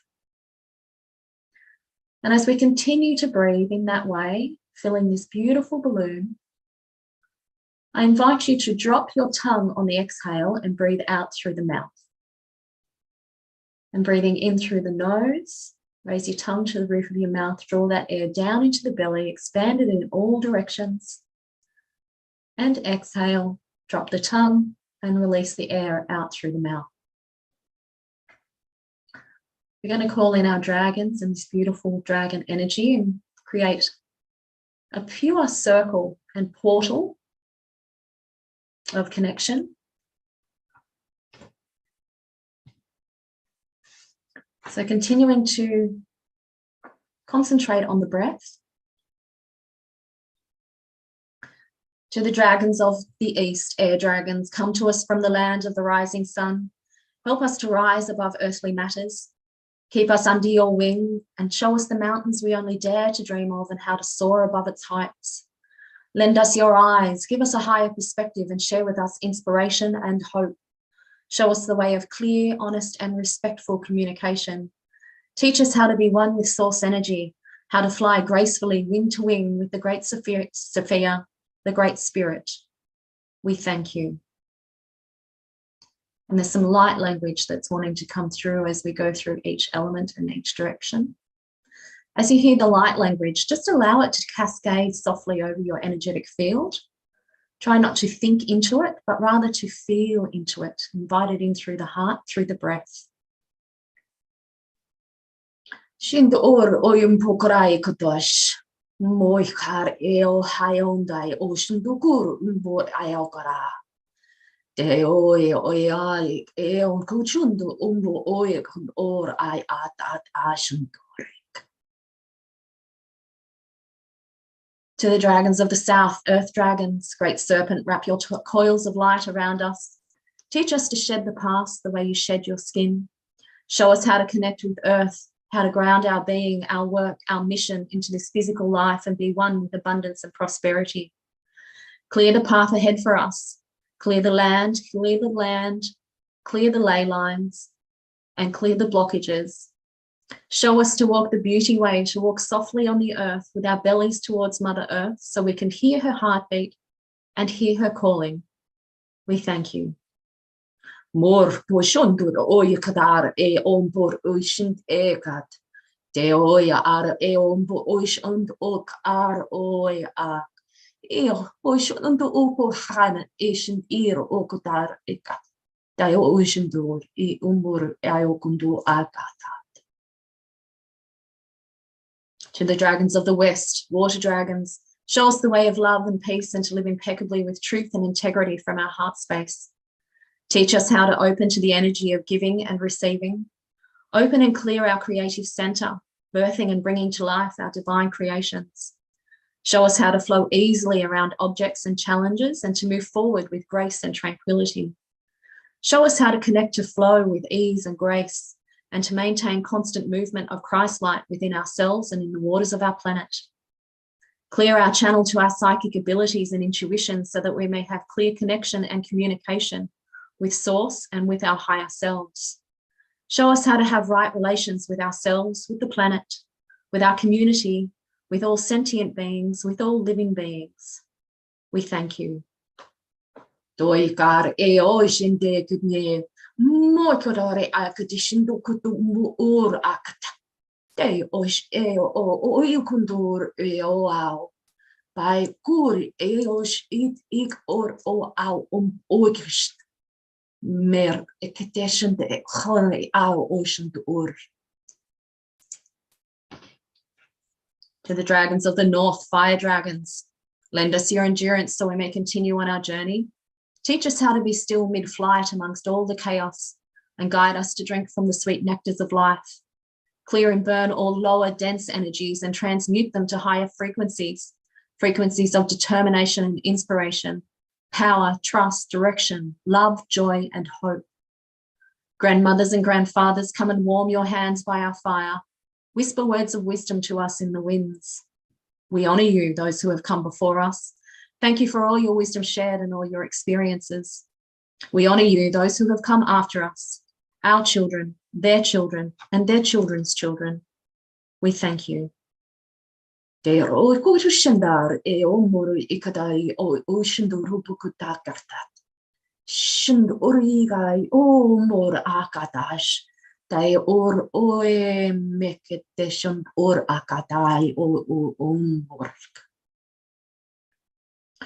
Mother Earth, Great Mother, Pachamama, Mother Gaia, we thank you for your bountiful beauty, nurturance, and sustenance. We thank you for being the external reflection to our internal worlds. We gather here today for the healing and celebration of all your children, the stone people, the plant people, the four-legged, the two-legged, the creepy crawlers, the finned, the furred, the feathered, and the winged, all our relations. We thank you. Shandur kandu yushambor I akadash. Deo morai o karai o ushandu kururk. Bar I o shkuchandak. Deo or umui karai o park akadak. Father Sky, Indy Sun, Grandmother Moon, and Star Nation beings, Great Spirit, the Great Sophia, you who are known by 1,000 names, you who are the unnameable one, we thank you. We thank you for gathering us here today in this time-space reality. We thank you for guiding us by your light, to live another day, to dance another dance, to sing the soul song on the earth, guiding us by your light, illuminating our path forward. We thank you. Shanduro yomboro kodashandak. Nene orumbor shandar rekidishindaku umbor. Heo ayo kadar. Ndorumbo oishandai.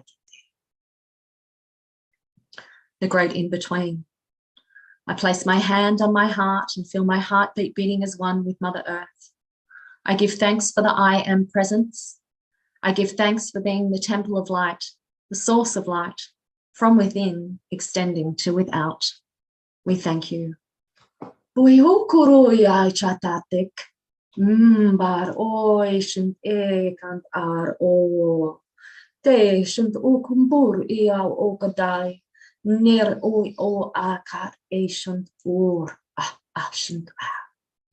Te shint ur ok ore shint e akat shint ar. The Algerians are here joining us. I've just offered them great thanks for joining us in our journey. The light language will help to disperse energy, and also, you know, there's different purposes for it. It can break up trauma energy. It can create a gratitude wave, a huge bursting of love and light, many, many different things. So as we call in our dragons now, I'll be delivering some light language where it's needed to affect the energy of our circle that we've created. And so as we draw our attention to our feet now, we find ourselves standing on a path. What sort of path are you standing on? What can you feel, hear, see or recognize underfoot? The sun is shining. The birds are singing. There is a gentle wind blowing. You can feel the warmth of the sun on your skin. And as you start your journey walking along the path, what is it that you can hear? Perhaps you're seeing something, noticing something in the field. There are colourful blooms flowering nearby. And ahead of you, you see a beautiful crystal clear lake. Trees adorn the sides, the edges of the lake, as do beautiful plants and greenery. And on the other side of this lake is a huge boulder. This is Red Rock, the place where you can come and connect with your star beings and with your dragons. And as you place your hand on Red Rock, you are taken by its warmth, by its love, as it cradles you and holds you safely. And you start your journey climbing safely atop Red Rock. Moi or oishan tokur imbar eshan dak. Mori ayokarai akarai ishan dik tishan do oi akarak. Bor ayokur ishan de ea or aikata. Dai ocean door umbukarai shitak. And as you stand to your feet now and raise your arms up to the sun, we see beautiful, pure, light-filled, high-frequency light codes being delivered through the sun rays. And we invite those light codes in now through our crown chakra. You can breathe them in, you can pull them in, you can direct them with your energy, or just merely by your intent. And we open to these light codes and allow them to sift through our energetic, subtle bodies. And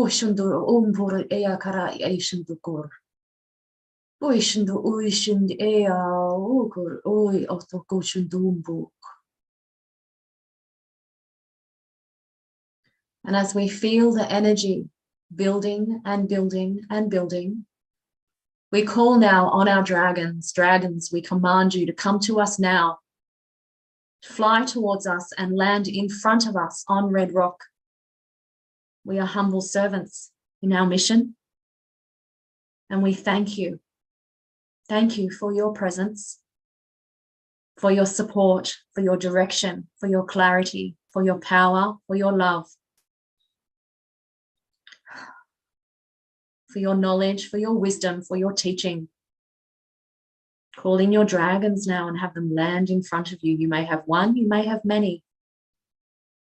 Hear them, see them circling. Feel their energy as they land gently before you.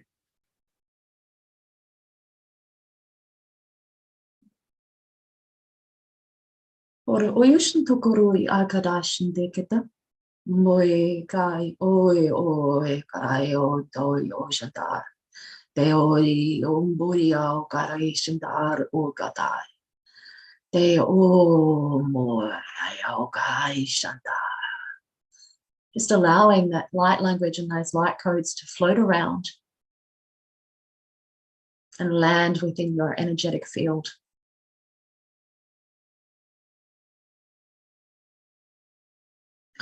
See, hear, feel, or recognize your dragon before you. You have a question for it. What is it that you would like to ask it? It can be anything. Hand your query over to your dragon.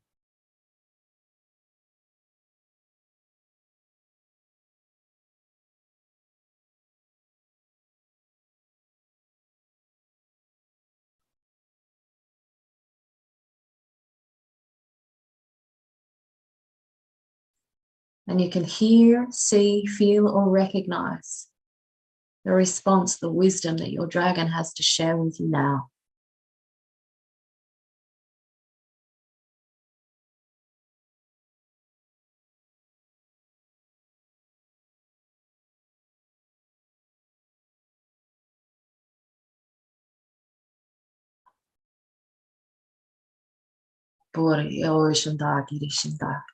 Te umpur oi akat aishend umpur e kunt oi aishend ar e katushend or oi gai und umpur e kuchend ar handishend ak burishend stur shinur e on good oishend or e on barayo kata shanda.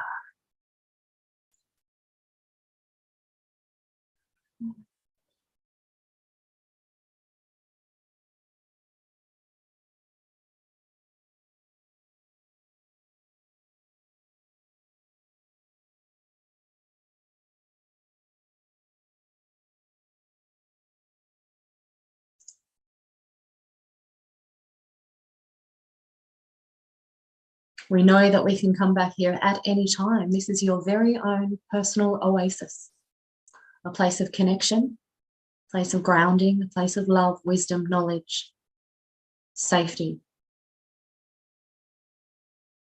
And as we thank our dragon now, and the deep connection now formed with our dragon, knowing we can come back here at any time, we bid farewell for now. In this moment, time and space, knowing that we will have still a connection with our dragon and learn, embody, ground that connection throughout our day.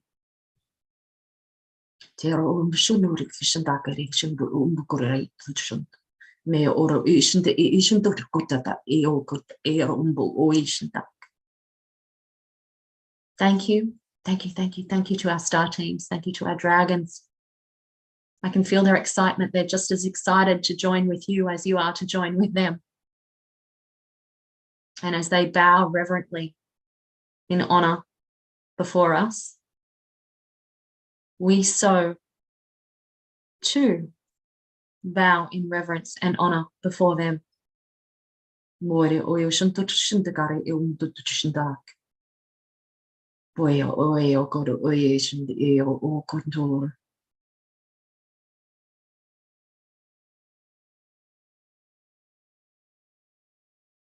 And as we make our way back down through Red Rock, around our lake,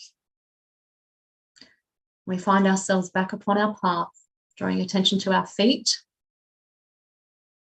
On the next exhale now, we push out a massive taproot that grounds down through the earth and connects into the center of Mother Earth, around the master crystal at the center of Mother Earth. This is the master crystal of knowing, the master crystal of all knowledge of everything that ever was, everything that is, and everything that ever shall be. We are grounded, connected to this knowledge, to this wisdom, to this knowing. And on the next in-breath now, we pull those roots up and into the uppermost part of the cosmos as it shoots up and joins with pure God consciousness. On the next in-breath now, we pull that channel down into the crown chakra and breathe it into the heart, where we express that light, that knowing, that wisdom, that knowledge out through the heart center, our divine connection.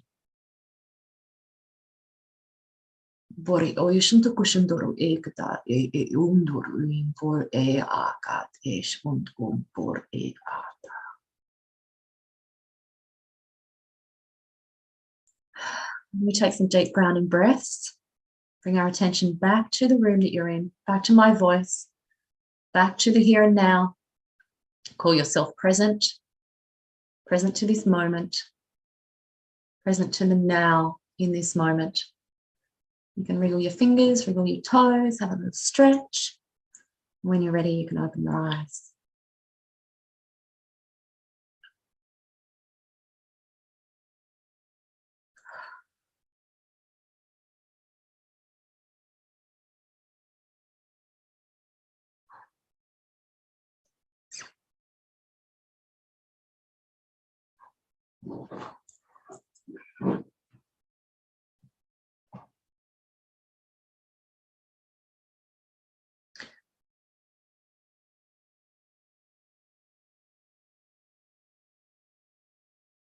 Okay, is everyone back?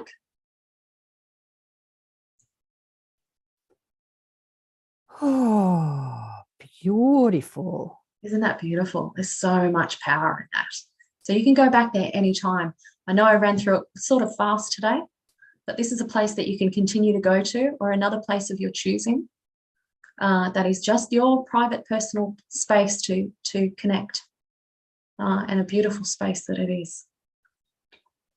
Fiona, do you want to come on? Where are you, Fiona Ellis? Do you want to come on and chat with Rachael? Sure. Put your Hi, Fiona. Hello. Hi. I'm in bed because I have my Sunday morning sanctuary and often listen to Karen's amazing interviews. Oh, what a lovely way to love yourself. Yeah, it's so good. I do my journaling, and I love that you've done some practical, because then I've, done my meditation as well. So that was, that was beautiful. I love those dragons. I got 3 of them and asked them to help me with my work, and courage was the main thing that I received, to get support from them, and particularly with stepping out more into the community and doing light language work, because it was activated within me about 20 years ago, and I do it through singing with the crystal bowls, kind of just blended in. But I'm feeling more strongly to really do more clearings and activations with people just speaking it, because it's Right. because it can come through so powerfully. And so I sometimes, that in the past I've had people, getting me to stop because they just didn't want to hear it and it was too strong or whatever. So I've gone into a bit of a withdrawal with it, but I could feel that dragon behind me and calling in that energy to support me to do that and to have the courage to do that. So that's really cool. Thank you. Beautiful. You're welcome. We're all being called to step up because our work's needed. It's needed. We're on a mission. So I used to work in libraries, so that's kind of through my choices. That's gone now, and my husband's very graciously supporting me to step more into this work. So it's a little bit scary, but it's also exciting. So hearing the wonderful work that you're doing, and I've done lots of work with children, children's meditation. I used to be a primary school teacher before I was working in libraries. Beautiful. And so we recently did a children's meditation. I've been doing them, facilitating the workshops with a friend for many years, but we haven't done any for the last maybe 4 years. But last week we did one, and my friend ran the children's meditation section. This was at a kids' gymnasium centre, and then I did the meditation sound bath with the parents upstairs. And then for the last half hour, we brought the children in to sit with their mums, and then we did another little mini meditation sound bath, and it was so beautiful to have the two of them going at once, and then they had like a shared experience. So it feels like something extra that we can, just another little tool that we can use to support people. Yes, beautiful. So it's very inspiring, the work that you've been doing with children as well, and so actively working with them over the years. Yeah, I think you gals should connect because you're in Sydney. I was just thinking that. I was thinking. Yeah, I was wondering where you were because I was like, wow. I'm in Sydney. Cool. Okay. Where are you, Fiona? I'm in Barara. Oh, wow. Okay, I'm in Carlingford. Okay. A bit of a distance. Library was one of the libraries I was working in. Oh, wow. It's not so far. I was born in Carlingford. That was my first place of residence. Okay, I feel as though we need to get together. So maybe through you, Karen, we can swap details. Is that possible? Absolutely. Yeah, because I saw your message that you were sharing. Yeah, because you're in exactly the same position as Rach. Yeah. I mean, what's been happening in the last couple of years is all these amazing light workers with their brilliant ideas, like actioning these ideas takes time and commitment and money. Yep. And so we stay in our jobs that pay us money and pay the bills, and then COVID hits, and then we make choices where people kick us out of our jobs. And it's really forcing us, right, to funnel that brilliance that we know we are into the world. And, it's so lovely to speak with people in similar situations. Right. And it's like it's really a step up time to really step up and no longer just live in the fantasy of your head or wouldn't this be nice, but actually action. Use the inspiration to action your desire and really get it out there. And I see you two need to connect. Yeah, that's exciting. I love that. Let's do that, Fiona. Sounds good. Okay. And a few people have jumped off. Thanks, darling. Thank you, Thank you, Rachel. Thank you. You're welcome. Thank you.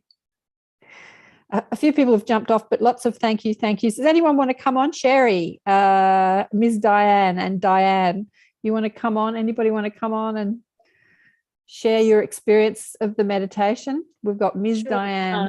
How do I do that? There you go. There you are. And other Diane, do you want to come on as well?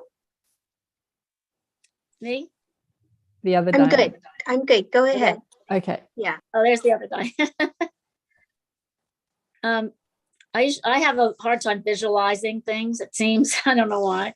But at the end, I just sort of felt this golden quality to the dragon coins and things like, and I've always had abundance issues, and the gold mine within myself is there, and just it's there.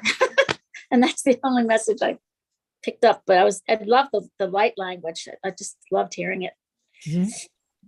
It's really, it can be quite activating. So once you allow it to bypass the mental mind, the lineal mind, the 3D lineal mind, and allow it to sit within the subtle bodies, it changes things on a cellular level, but it can be quite activating and very healing. And so, if ever anybody wants to speak light language to me, I'm always open. I'm always up for it, because it's just lovely. Even though I channel it through myself, and even while I'm doing my morning practices every morning, I speak light language. I allow it to release. It can be very activating and just delicious. Sometimes things have delayed reactions with me too. Yeah, that's okay. You're exactly where you're meant to be. And not everybody is visual. Some of us will be auditory, some will feel it, and then for others they'll just be a knowing. Yeah. And it depends on your learning style, and it depends on your centers that are most primarily open and cleared. I tend to notice that whenever I feel energies coming in my body, like healing energies, like it might happen in my womb or my solar plexus, it's like maybe just before I'm waking up in the morning, it's like I've finally gotten to sleep, and then this healing energies just seem to come in. I don't know where it's coming from or what it is, but it targets certain parts of my body, and I just like I have a good day the next day. How lovely. That's a beautiful experience. Yeah. Darling one, you're getting, because we have to wrap this up now, but you're getting lots of love from people. Sherry had to go. She said, thank you so much. She loved the meditation. You're welcome. Always feel the light language so powerfully. Thank you, Rachael. Thank you, Karen. So she's Sarah, Lisha, Kristen, Paul said, Paul, do you want to come on and say what you've written here? Shall I add you? Yeah, sure. This was amazing. I just wanted to say that I felt compelled to grab this ruby and kyanite sphere before I came on. And, I realized in the conversation that it matches your background completely. and during the meditation, which was amazing, this was my rock on the other side of the lake. And the dragon was a water dragon. That was the sort of the color of the blue behind you there. It was just fantastic. So got lots of other information too, but thank you so much. You're so welcome. Thank you, Paul. Thanks so much. Yeah, that was fabulous. You know what I saw, which kind of perplexed me? When you said the red rock, initially I saw a red rock, and then overlaying the red rock, I saw toes in stone. And the toes were as big as the rock, which is kind of like as big as this room here, right? Toes. And I'm looking at the toes thinking, why am I looking at toes? And then as soon as I saw this massive statue that was as tall as a skyscraper, and I felt like a tiny little ant. And it was like this guy in like Roman outfit, but it was in stone, and he had his foot on the rock, right? And then his other foot next to the rock in sandals, and I was looking at his toes. And so I'm looking at this thing and I'm going, whoa, it's like this massive stone statue of this warrior energy. And I just was like, wow. And then the dragon came, and he was black. The dragon was black. He came and sat on the stone, like on the stone that the warrior had his foot up on. He had his foot up on the stone, and the dragon came and sat on the stone. Yeah, it was really bizarre. And at the same time that I'm doing this, I'm looking at all the things, because I've got streaming on several platforms. I'm looking at multitasking, and I'm still seeing this. So, God, who knows what would happen if I was really concentrating. That's beautiful. I love that. That was beautiful. You know what I'd love you to do? But okay, look, we're going to wrap this up. So Rachael is also going to be a guest in the Wish Alliance, which is the same as the Inner Sanctum, except that it's Sheila Seppi's thing that she does once a week. She has guest teachers. When does she do it? She does it on a Monday in the States, which is a Tuesday about 10 a.m. in Sydney in Australia. Probably a bit late for the UK. I think that's probably the middle of the night for the UK. And Rachel's going to come in on end of May, 24th or something, and speak to the Wish Alliance tribe. And I'll also stream that on my channel. But yeah, it'd be great to sort of maybe teach us some light language, how to tap into light language. You could do that I've next just time. done a workshop actually on Friday, my Friday just gone. It's a 2-hour workshop that's also available for purchase. The recording is available, and the light code's coming with that as well. And so this is your experiential part of moving out of your own way, I suppose, and allowing that clear channel to open and refine and the light language to come through. But yeah, we can definitely do something around it. Yeah, beautiful. Thank you, Di. It's been so beautiful. Everyone just unmute. Where is everybody? I'm going to unmute all. No, I can't do that. I do not have the power. And say thank you. Say Thank you. Thank you so much. Thank you so much, Rachel. Thanks, That was Rachel. Thanks, awesome. Karen. Incredible. Many blessings. Thank you. Thanks everyone for coming. I've had the best time hanging out with you all and talking about my greatest loves and passions. So I'm really grateful. Thank you. Thank you. Thanks, Karen. Thanks, my friend. Thanks, Thank you, Swain. Rachel. Thank you. Let me just change the view so we can see. Not everyone's got. Quite a few people have. We've only got a couple of people left. Everyone's jumped off. Thanks to the little dragon. Yeah, we've run over time. We've only got a few people watching on YouTube too. Everyone's jumped off. But thank you everybody for joining. Thank you, everyone. Michael Tamora. I can't wait for Michael. Michael. He's actually going to come in on a Monday in the States, so it's be a Sunday in the Sunday in the States, Monday in Australia. Ooh, even better for me. Better for you, Sunday, yeah. So he's coming up on the 8th, 9th of May, so kind of soon. But yeah, we'll quiz Michael again. I've had him on the show like 100 times, but I just love Michael. I just love him. I love his energy. He's just so happy. He's amazing. Yeah, he's such a master, honestly. And just like you said, he's a master here on earth, an absolute master. Doesn't need to be here for any karmic reason. He's just here to teach. But he still has all these, physical ailments. I mean, the first time I spoke with him, he'd lost one of his vocal cords, and so his voice was very raspy.